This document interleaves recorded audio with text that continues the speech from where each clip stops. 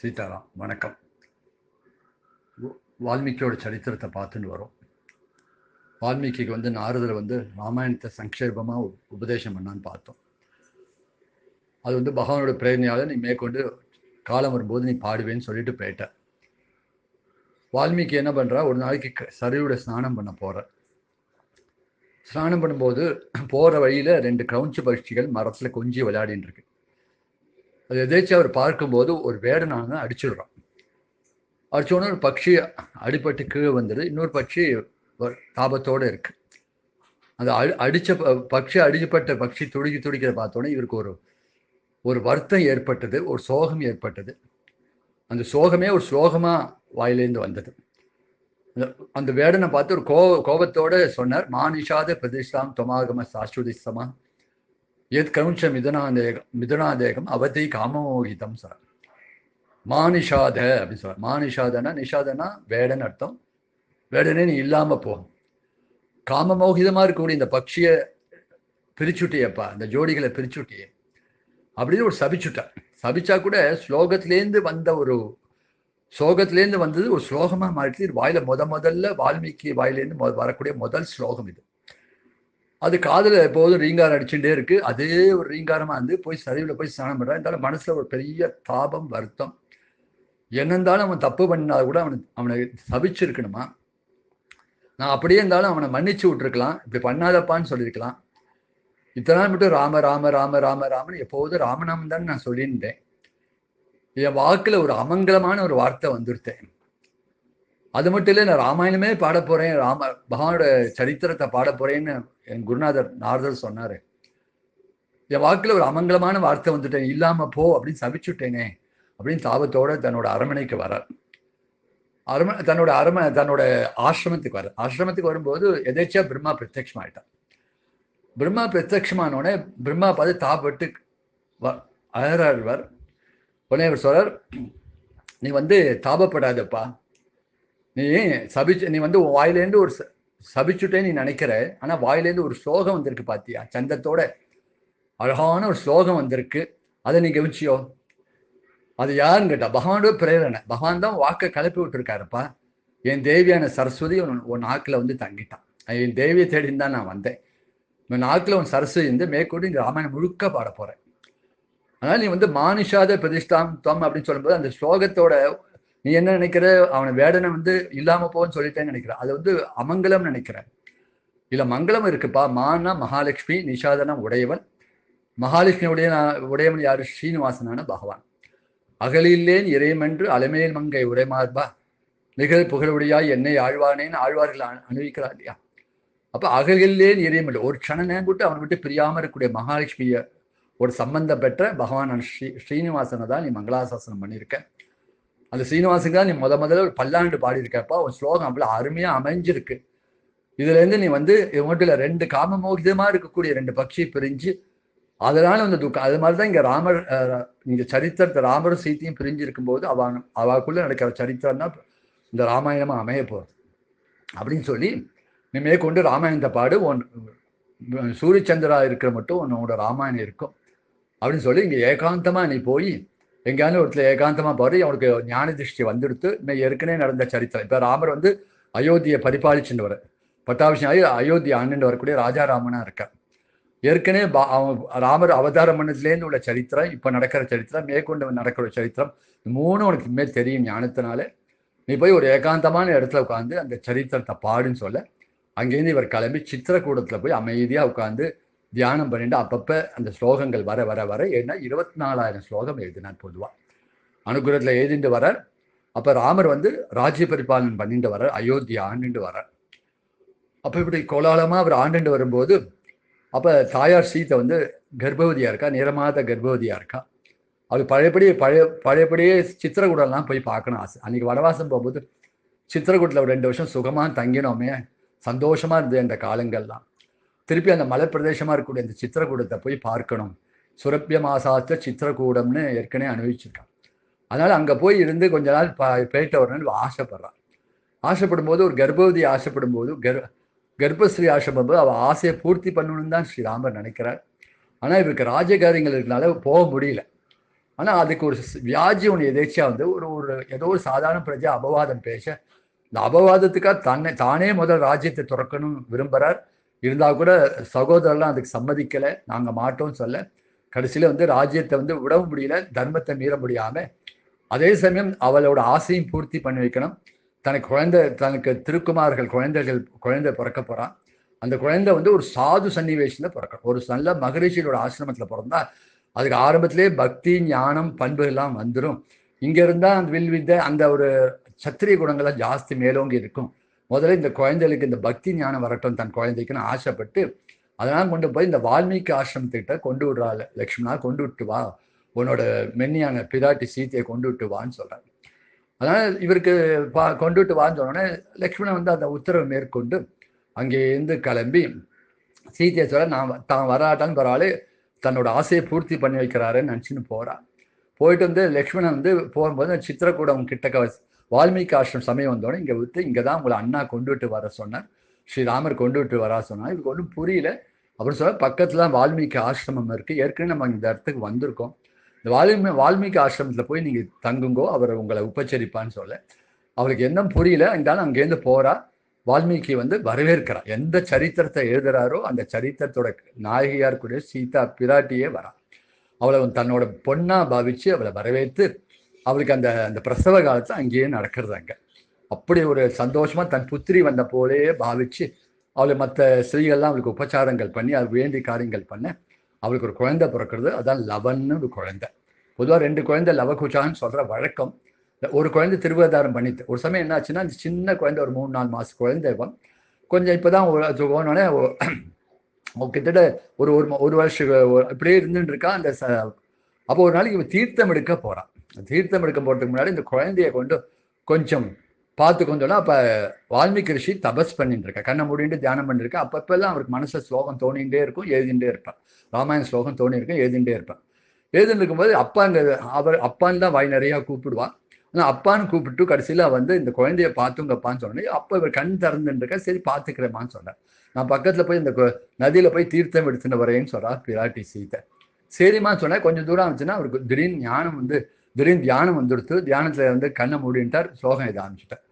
பார்த்தா கொஞ்சம் தூரம் போனாலே சீத்தை என்ன நினைச்சான்னா, ஓஹோ அப்பா எப்போதும் தூங்கி அவர் தியானம் பண்ணிகிட்டே இருப்பார், ஏதாவது சரித்திரம் எழுதிட்டே இருப்பார், அதனால ஒரு சார் அவருக்கு சமமாக கூட இருக்கும். சரி நம்ம குழந்தை கையிலே எடுத்துன்னு போடுவோம். சரி திருப்பி வந்து குழந்தைய எடுத்துன்னு போயிட்டா லவனை எடுத்துன்னு போயிட்டாலே தவிர கொஞ்சம் போயிட்டா கொஞ்சம் தூரம் ஒரு 10 நிமிஷம் கழிச்சு ஒரு கண்ணை திறந்து பார்த்தா குழந்தைய காணும்.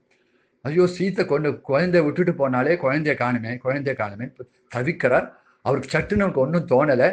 அதனால என்ன, ஒரு குழந்தைய நான் சிருஷ்டி பண்றேன், லவன மாதிரியே ஒரு குழந்தைய சிருஷ்டி பண்றேன்னு சொல்லி பக்கத்துல ஒரு தர்பை எடுத்து லவனாவே ஆகக்கடவுதுன்னு சிருஷ்டி பண்ற. அந்த தர்பை வந்து குஷன்குடைய குழந்தையா வந்துடுது. இந்த குஷன்குடைய அந்த தர்பையை எடுத்து போட்டதுனால அதே மாதிரி மூக்கு மொழியோட அதே லட்சணத்தோட அதே ஆகிருதியோட அப்படியே உரிச்சு வச்ச மாதிரி ஒரு 100 குழந்தை பிறந்துடுத்து. அதான் குஷன். இவ வந்து பாக்குற இங்க லவன் மாதிரி இன்னொரு குழந்தை வால்மீகி ரிஷிகிட்ட இருக்கிறத பார்த்தோன்னு சந்தோஷப்பட்டா. இல்லை வால்மீகியும் பார்த்தோன்னா ஏதோ ஒரு இதுவும் தெய்வ சங்கல்பம் தான். என்னோட ராமாயணத்தை கானம் பண்ண ஒரு குழந்தை போறா, 1க்கு 2 இருந்து யாழ மீட்டுன்னு 2ம் பாடின்னு போனா நன்னா இருக்கும். ஒரு குழந்தை பாடி இன்னொன்று குழந்தை அதுக்கு அர்த்தம் சொல்லிட்டு இப்படியே பிரச்சாரம் பண்ணலாம். 2 பேர் பாடினா எப்பவுமே சங்கீதம் எடுக்கும் போமே. அதனால வந்து சந்தோஷமா இருக்குன்னு சொல்லிட்டு 2 குழந்தைக்குமே அதுக்கு உரிய காலத்தில் உபநயனமாகி உரியபடியே வேத சாஸ்திரங்கள்லாம் கொஞ்சம் சொல்லி கொடுத்து அப்போ இந்த ராமாயணம் சொல்லி உபபிரமம் வேதமே தான் ராமாயணமா வந்திருக்கு. வேதே பரேம்சு ஜாதே தசரத்மாஜனு வேதமே தான் இங்கே ராமாயணமா வந்திருக்கு. வேத நாயகனா இருக்கக்கூடிய பகவானே தான் இங்கே ராமரா வந்திருக்கான்னு சொல்றான். வேதே பரேபும்சே அப்படின்னு அந்த வேதத்துல எந்த பரபுருஷனை சொல்ல போறதோ அவர் தான் ஸ்ரீ ராமரா வந்திருக்காருன்னு இங்க இருக்கு இல்லையா. இப்போ வேதத்துல வந்து தர்மம் சொல்லப்படுது. வேதத்தோட முக்கிய நோக்கம் தர்மம். அதுக்கப்புறம் வந்து பரதத்துவ ஆத்ம ஞானத்தை 2ம் வேதம் சொல்றது. முதல் பாகம் கர்மகாண்டமா இருக்கு, 2வது பாகம் வந்து ஞானகாண்டமா இருக்கு. கர்மகாண்டங்களை இந்த யாகங்களை பண்ணு சொல்லி தர்மத்துல மூட்டி விடுது வேதம். பலனை காட்டி தர்மத்துல மூட்டி விடுது. அப்பதான் ஒரு பலனுக்காக ஆசைப்பட்டு தர்மத்தை பண்ணட்டுமே, தர்மத்தினால இவ பண்ண இவளுக்கு சித்த சுத்தி ஏற்பட்டு அதுக்கப்புறம் ஆத்ம ஞானத்தை பெறும் சொல்லி வேதாந்தம் முழுக்க உபனிஷத் முழுக்க ஆத்ம ஞானத்தை பத்தியே ஆத்மா பத்தியே பேசிட்டு போறது, பிரம்மத்தை பத்தியே பேசிட்டு போறது. அப்படி 2 பாகத்துல அந்த வேதத்தை சொல்லக்கூடிய தர்மத்தை ஸ்ரீகள், இப்போ உதாரணமா ஸ்ரீகள் வந்து புருஷா வந்து வேதம் சொல்லலாம், ஸ்ரீகள் வேதம் சொல்ல முடியாதுன்னு இருக்கு. அப்ப வேதத்தை சொல்ல தர்மத்தை எப்படி தெரிஞ்சுக்கிறதுன்னு கேட்டா அந்த வேதமே தான் ஸ்ரீமத் ராமாயணமா வந்துருச்சு. அப்ப ராமாயணத்தை எல்லாரும் படிக்காம, ஸ்ரீகள் படிக்கலாம், புருஷா படிக்கலாம், ஸ்ரீகள் படிக்கலாம், இன்னார் படிக்கணும், எல்லாரும் படிக்கக்கூடியது ராமாயணம், எல்லாரும் கேட்கக்கூடிய ராமாயணம். இப்ப வேதம் வந்து பிராமணோத்தமர்கள் வேதத்தை சொல்லணும் அவளுக்கு விதிக்கப்பட்டிருக்கு. மற்றவாளும் அந்த வேதத்துல தர்மத்தை எப்படி தெரிஞ்சுக்கணும்னு கேட்டான். இந்த தர்மமே, அந்த வேதமே தான் ராமாயணமா வந்து, அந்த ராமாயணத்துல உள்ள தர்ம, வேதத்துல உள்ள தர்மம் தான் ராமாயணம் நடத்தி, ராமர் தர்மத்தை நடத்தி காமிக்கிறார்கள். எப்படி ஒரு பித்ரு பக்தினா என்ன, மாத்ரு பக்தினா என்ன, அப்ப சகோதர பாஷனா என்ன, ராஜ தர்மம்னா என்ன, சக்கிய தர்மம்னா என்ன, அப்படி ஒன்னொன்னா காமிக்கப்படுறது. முழு ராமாயணம் காமிக்கப்படுறது அப்படின்னு சொல்லி இந்த விஷயத்த சொல்லி கொடுத்து, அந்த ராமாயணத்தை இந்த சொல்லி தர்மத்தை தெரிஞ்சுக்கிட்டோம்னு தான் சொல்லி இந்த ராமாயணத்தை உபதேசம் பண்றார். ராமாயணத்தை உபதேசம் பண்ணிட்டு இந்த 2 குழந்தைகளுக்குமே கான ரூபமா சொல்றார். பாட்டியம் கேஞ்ச மதுரம் சந்திலைய சமன்விதம் சொல்றார். 2 குழந்தைகளும் நல்லா பாடுறாளாம் அழகா. இந்த சொரசுத்தத்தோடு நல்லா பாட யாழை மீட்டு கொண்டு 2 பேரும் பாட்டியம் கேயஞ்ச மதுரம் தந்திரிலய சமன்வி 2 பேருக்கும் 24 ஸ்லோகத்தையும் கான ரூபமா சொல்ல இவ பாடிண்டே போறா. அப்ப இவர் சொல்றார், எல்லா நகரங்களும், எல்லா கிராம நகரங்களை பாடிட்டு போங்கன்னு சொல்ல இவ பல இடத்துல பாடி பாடி பாடி பாடி கடைசியில அயோத்திக்கு வந்து சேர்றான். அயோத்திக்கு வந்து கேட்கும்போது ஒரு சமயம் யுவராஜனான பரதனை கேட்டு சந்தோஷப்படுறார். நாட்டு ஜனங்களும் கேட்டு சந்தோஷப்படுறார். அப்ப பரதன் நினைக்கிறா, இந்த இவளுக்கு சரியான ஒரு சம்பாவனை, ஒரு பரிசு கொடுக்கணுமே, நம்ம கையால் கொடுக்கறது காட்டிலும் சக்கரவர்த்தியா இருக்கிற ஸ்ரீராமர் கையால் கொடுத்தா இன்னும் கௌரவமா இருக்குமே நினைக்கிறார். ஆனால் அப்ப நினைக்கிறார், ஸ்ரீராமர் தன் சரித்திரத்தை கேட்பாரோ மாட்டாரோ, தன் புகழை தானே கேட்பாரோ மாட்டாரோன்னு நினைக்கிறார். ஒரு நாள் காலம்பரை உப்பரிகளை ராமர் உலாத்தின்னு இருக்கார். காலம்பரை பின்னாடி யுவராஜனுக்கு பரதன் ஏதாவது ராஜகாரியங்கள் அண்ணா தான் சொல்வா, இந்த காரியம் செய், இந்த காரியம் செய்ய உத்தரவு போடுவார். அந்த யுவராஜனார்கள் அந்த உத்தரவு காத்து நிற்கிறாராம் பரதன். உடனே இவர் பேசும்போது இந்த ராஜ விதியில இந்த 2 குழந்தைகளும் பாடிட்டு வரா. அழகா ராமாயணத்தை அழகா பாடிட்டு வரா, ராமச்சரித்திரத்தை. பிம்பா திதோ பிம்போ ராமதேவோ ததாபுரோன்னு வால்மீகி ஸ்வரம். அப்படி பார்த்தோன்னே அந்த கோக்கிலமான அந்த ஸ்வரம் கேட்டோன்னே இவ்வளவு அழகா யாரோ 2 பேர் யாரோ பாடிட்டு வரான்னு எட்டி பார்த்தா அந்த 2 குழந்தை பார்த்தா பிம்பம் பிரதிபிம்பம் போல இருக்கு. ஒத்தாப்புல 2 பேருமே இருக்கான்.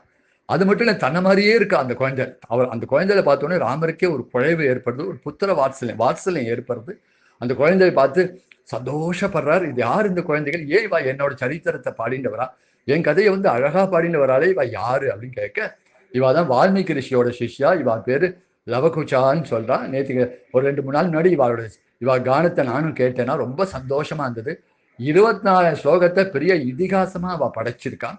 அதனால இவாளை கௌரவிக்கணும், நீங்க வந்து சக்கரவர்த்தியா இருக்கிறது வந்து உன் கையால அவளுக்கு ஒரு பரிசு, ஒரு சம்பாவனை பண்ணா கௌரவமா இருக்கும் அப்படின்னு சொல்ல உடனே ராமர் ஒத்துண்டாரா. எதுக்கு பாரு, சரி வந்து நான் அஸ்வமேத யாகம் பண்றோம் இல்லையா, அந்த விஸ்ராந்தி கட்டத்துல இவ வந்து பாடட்டமேன்னு சொல்ல அந்த விஸ்ராந்தி கட்டத்துல இவ பாடுறாளாம். ராமரே வந்து அந்த சிம்மாசனத்தை உட்கார்ந்து ராமாயணம் கேட்கிறான். எப்பவுமே ராமாயணத்துக்கு என்ன பெருமைனா, ராமரே உட்கார்ந்து கேட்டது ஸ்ரீமத் ராமாயணம். அதான விஷ்ணு சஹஸ்ரநாமத்தை எப்படி கிருஷ்ணனே நேர கேட்டார். பீஷ்மன் சொல்ல சொல்ல தர்மபுத்திரர் சொல்லும்போது பக்கத்துல கிருஷ்ணனே உட்கார்ந்து அந்த விஷ்ணு சஹஸ்ரநாமத்தை கேட்டார். அதே போல ராமாயணத்துக்கு என்ன பெருமை கேட்டார், ஸ்ரீமத் ராமாயணத்தை ஸ்ரீராமரே கேட்டார். அந்த குழந்தை 2 பேரும் யாழை மீட்டு கொண்டு அழகா கானம் பண்றான். கானம் பண்ணும்போது இவ சிம்மாசனத்தை உட்கார்ந்து கேட்கிறா. அப்ப நினைக்கிறா, அந்த ஜனங்கள்லாம் அப்படி ஆனந்தமா உட்கார்ந்து மெய் மறந்து கேட்கிறா. தன்னோட நாதனோட சரித்திரத்தை கேட்டு மெய் மறந்து கேட்டுன்னு இருக்கா. அப்ப ராமன் நினைக்கிறாராம், இவர் அழகா பாடுறா, இந்த ஜனங்களா நானும் உட்கார்ந்து அனுபவிச்சுட்டா தேவை, இவர் கதையில இவரே மனசை பறி கொடுக்குறார் அப்படின்னு நினைக்கிறார். உபன்யாசம் பண்றார், பாடுவா, பகவத்குணத்தை சொல்லக்கூடாது. என்னந்தாலும் நான் பகவான் தானே, மனுஷ அவதாரமே தவிர ஏன் அவர் பகவானோட கதை தானே பேசுறான். அப்ப இந்த பகவானோட கதைகளை சொல்லும் போதோ பகவானை பத்தி பேசுறா மேல இருக்கணும், அதை பத்தி கேட்கிறவா கீழே இருக்கணும். அதை பக்தா வந்து மேல இருக்கணும், ஸ்ரோதா கீழே இருக்கணும். அதான முறை, அதான தர்மம். அதனால அந்த தர்மத்தை நான் கடைபிடிச்சு காட்டமான்னு சொல்லி பொதுவா எழுந்துறான். சனே பரிஷத் கதான்னு சொல்றாங்க. சட்டுன்னு எழுந்துட்டா உடனே என்ன பண்ணுவா, ராஜா எழுந்துட்டான்னு சொல்லி எல்லா ஜனங்களும் எழுந்துடுவா. அந்த கதை, அந்த அவ பாடக்கூடிய கானம், இந்த ராம கானம் கெட்டு போயிடும். அதுக்கு எந்த இடைஞ்சலும் வரக்கூடாதுன்னு சொல்லிட்டு மெதுவா எழுந்தாராம். அப்படி எழுந்து பழக்கம் இல்லை, மெதுவா எழுந்து அப்படி எப்பவும் காலை வீழ்ச்சி நடக்கக்கூடிய ஸ்ரீராமர் மெதுவா சனேன்னு சொல்றான். சனே பரிஷத் கதா, மெதுவா கால் ஒரு அடி மேல அடி எடுத்து வச்சு யாருக்கும் தெரியாம எல்லாரும் மெய் மறந்து அந்த லவகுஷாலையே பார்த்து கேட்டுன்னு இருக்கா. இவன் மெதுவா முன்னாடி வந்து இந்த ஜனங்களா இவரும் உட்கார்ந்து ராமகதை முழுக்க கேட்டு ஆனந்தப்பட்டா. ராமகதை முழுக்க கேட்டு முடிச்சோடனே இவர் வந்து அந்த குழந்தையில வந்து கட்டின்றார். இவ்வளவு அருமையா நீங்க பாடியிருக்கேன், இந்த இப்பேற்பட்ட ஒரு இதிகாசத்தை, இப்பேற்பட்ட ஒரு இதை நீங்க படைச்சிருக்கே, உங்களுக்கு முதல்ல நான் கௌரவிக்கணும். உங்களை கௌரிக்கிறதுக்கு முன்னாடி உங்க ஆச்சாரியனை கௌரவிக்கணும். உங்களோட குரு யாரு, உங்களுக்கு யார் இதை உபதேசம் பண்ணா கேட்க, வினயவசால் நான் வால்மீகி ரிஷியை பத்தி சொல்ல, சொன்ன அடுத்த நிமிஷம் வால்மீகி பிரத்யட்சமாயிட்டான். வால்மீகி பிரத்யட்சமாயி கேட்குறாராம், கண்டிப்பாக உன்னோட பரிசுக்கு தான் எதிர்பார்த்து வந்திருக்கேன் ஸ்ரீராமா. ஏன்னா நீ முதல்ல நீ கேட்டு கேட்டு ரசிச்சிருக்க. இல்லை நாளைக்கு எல்லா ஜனங்களும் கேட்க போறா, கேட்ட வாழ்க்கையெல்லாம் மங்களம் ஏற்படும். நான் கடைசியில் பட்டாபிஷேகனோட ஒரு பலஸ்ருதி குடும்ப விருத்தியம் தனதானிய விருத்தியம் ஸ்ரீயஸ்த முக்கியம் சுகமுத்தமன்னு ஒரு பலஸ்ருதி எழுதியிருக்கேன். அது என்ன முதல்ல குடும்ப விருத்தி. ராமாயணம் படிக்கிறாளோ கேட்கிறாளோ ராமாயணம் சொல்றவாளுக்கு குடும்ப விருத்தி, அவளுக்கு குழந்தை பிறக்கும் பேரம் பேரம் கூட அப்படி குடும்ப விருத்தி ஆகும் தான் இந்த பலஸ்ருதி சொல்றேன். ஆனால் நீ அவதாரத்துக்காக நீ பண்ணிருக்க, உன் தேவியான சீத்தையை பிரிஞ்சிருக்க, உன் குழந்தைகளை பிரிஞ்சிருக்க. ஆனால் இப்போ முதல்ல நீ ராமாயணம் கேட்டிருக்க இல்லையா, அதை நீயே அந்த பலனை நீயே காட்டணும் உலகத்துக்குன்னு சொல்ல அடுத்த நிமிஷமே பிரத்யட்சமாய் சீத்தை வரா. சீத்தை தோன்றனோடனே சீத்தையை ராமர் பக்கத்தில் நிற்க வைக்கிறார். லவகுஷா உன் குழந்தைன்னு சொல்லி அவ கேட்டா. அப்போ சீதா காந்தனா லவகு ஜனகா ராமன் தரிசனம் கொடுக்குறாளாம். அவதாரத்துக்காக வேணா இந்த கதையை நீயும் சீத்தையும் பெரிய மாதிரி நடிக்கலாமே தவிர அது நடிப்புன்னு எனக்கும் தெரியும். ஆனால் நீ என்ன பண்ண, எப்போதும் ராமாயணத்தை கேட்கிறவாளுக்கோ ராமாயணத்தை படிக்கிறவாளுக்கோ ராமாயணம் சொல்றவாளுக்கோ எல்லாருக்கும் நீ எப்பவுமே சீதாராமனாவும் லவாகுச்சாவோட அப்பாவாவே நீ தரிசனம் கொடுக்கணும்னு சொல்லி அங்க பண்றான். அந்த ராமாயணத்தை எழுதும்போது முதல் பேர் வைக்கும்போது சீத்தையை பார்த்து தான் கேட்டான் வால்மீகி. என்ன பேர் வைக்கலான்னு கேட்டான். முதல்ல ஒரு பேர் வச்சான், பௌலஸ்த வதம்னு வச்சான். புலஸ்த வம்சத்துல பிறந்தவன் ராவணன். அவனோட கதை சொல்றதுனால பௌலஸ்த வதம் வச்சார். உடனே சீத்தை சொன்னா, எடுத்தோன்னே வதம் சொன்னா யாரும் படிக்க மாட்டான், எல்லாரும் மங்களத்தை தான் விரும்புவா, எல்லாரும் சுகத்தை தான் விரும்புவா, வதன் பேர் வைக்காதீங்கப்பான்னு சொல்லிட்டாராம். அப்புறம் பார்த்தா உன்னோட சரித்திரம் தான் அங்கே வசதியா இருக்கு. 10 மாச காலம் நீ அசோகவனத்துல இருந்து உன் மூலமா தான் ராவணவதமே நடந்தது. அதனால சீதாயாம் சரித்தம் மகத்து, உன்னோட சரித்திரம் தான் உன்னோட மகத்துவமான சரித்திரம், உன்னோட சீத்தையோட மகத்துவம் கூட பேர் வச்சுடுறேம்மான்னு சொன்னாராம். அப்ப சொன்னாலும் நன்னா இல்லப்பா, அவர் இருக்கும்போது என்ன பெருமைப்படுத்தினா எனக்கே அது பிடிக்காது, அது நன்னாவும் இருக்காது. சரித்திரத்தோட கதாநாயகனா கூட ஸ்ரீராமர் பேர், அவர் பேரை தான் நீ வைக்கணும். நான் அவருக்குள்ள அடக்கம், அவருக்கு ஒரு புகழ்னா அது எனக்கு ஒரு புகழ். என்னை என்னோட புகழை சொல்றேன்னு சொல்லிட்டு அவரை சமப்படுத்திடக்கூடாது.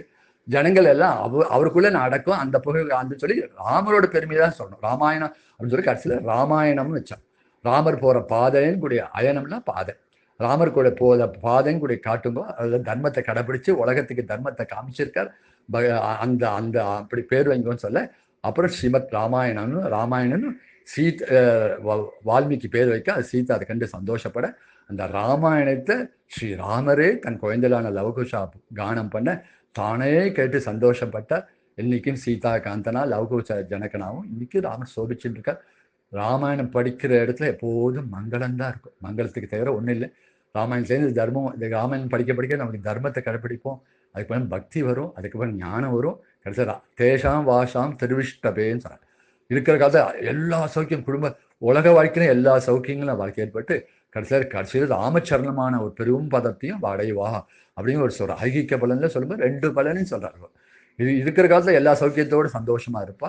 அவர் கடைசியில ராமர் பதத்தை அடைஞ்சு ரொம்ப ஆனந்தத்தை அடைவா. ராமரோட கலந்து ஆனந்த, ராமனாலே இனிமைன்னு அர்த்தம். ராம அப்படிங்கிற நாமத்துக்கே இனிமைன்னு தான் அர்த்தம். அப்படிப்பட்ட இந்த ஆரம்பமா இருக்கக்கூடிய இந்த சரித்திரம் முதல் 4 சாப்டர்ல வால்மீகி ராமத்தை சொல்லப்படுது. இதை உங்களோட பகிர்ந்து கூடிய பாக்கியம் அந்த சீதாராமன் கிருப்பையாலே கிடைச்சது, குருநாத அனுகிரகத்தினாலே கிடைச்சது. பரம சந்தோஷம். ராமார்ப்பணம்.